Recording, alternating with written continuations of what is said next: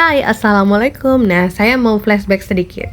Jadi sebelum kebun ini menjadi seperti ini, ada proses panjang yang telah dilakukan sebelumnya. Yuk, simak videonya. Ini adalah kondisi awal dari kebun ini. Rumputnya sudah dibersihkan dan beberapa tanaman juga sudah ditebang.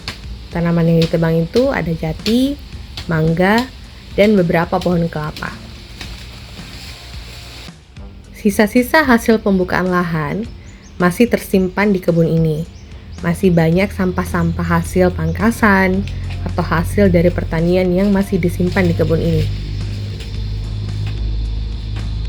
Di saat yang sama, di sini disiapkan beberapa kayu untuk dilakukan pengajiran penanaman kakao.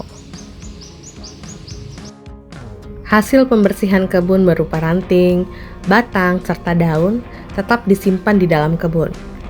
Karena ranting, batang, dan daun ini nantinya akan menjadi bahan organik yang akan kembali ke alam.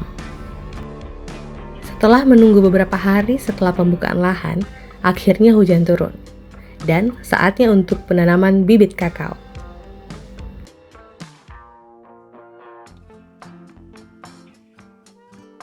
Setelah pengajiran selesai dan dilanjutkan dengan pembuatan lubang tanam, akhirnya kita melakukan penanaman. Salah satu hal yang unik di kebun ini, bukan hanya sampah organik yang ada, tetapi banyak sekali limbah plastik. Bahkan, limbah plastik yang terdapat di kebun ini sudah berumur puluhan tahun dan tidak terurai sama sekali.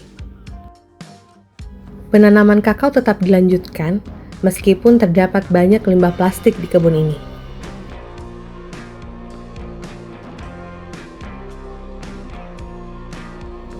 Untuk menjaga kelembaban di area perakaran tanaman kakao, diberikan sabut kelapa. Jika dilihat sekilas, kebun ini penuh dengan sampah organik dan sampah plastik. Namun, kita tidak berputus asa untuk tetap mengelola kebun kakao ini. Bibit kakao yang ditanam merupakan hasil dari sambung pucuk. Terdapat beberapa jenis klon yang ditanam di kebun ini.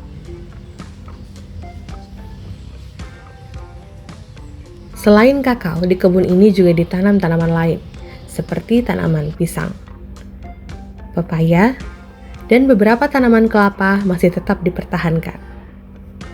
Tanaman ini dapat menjadi penaung sementara bagi tanaman kakao. Tidak hanya itu, tanaman ini juga menghasilkan buah yang bernilai ekonomi dan juga dapat dikonsumsi. Ini adalah titik terparah dari tumpukan sampah plastik di kebun kakao ini. Bisa dilihat ada beberapa plastik yang berserakan. Dan untuk plastiknya lumayan tebal di permukaan tanah. Namun di daerah ini tetap ditanami kakao.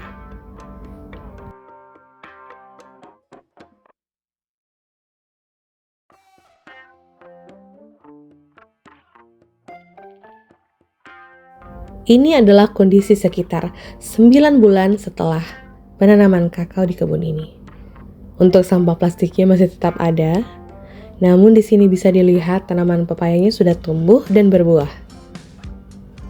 Tanaman kakao sudah sebesar ini. Beberapa tanaman kakao juga sudah berbunga dan mengeluarkan pentil. Ini adalah bunga yang sudah tumbuh. Namun, masih kurang yang dapat berhasil menjadi pentil.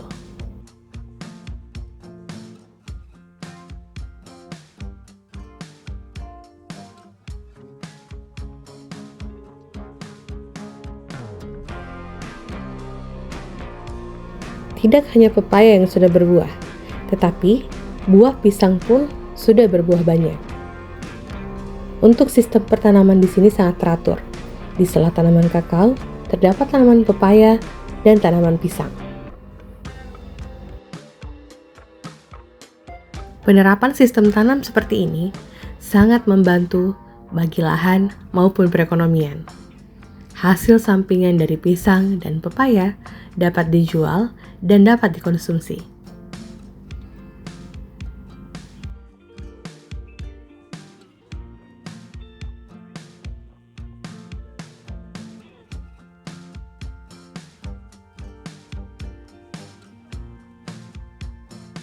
Tentunya untuk sampai di titik ini tidaklah mudah.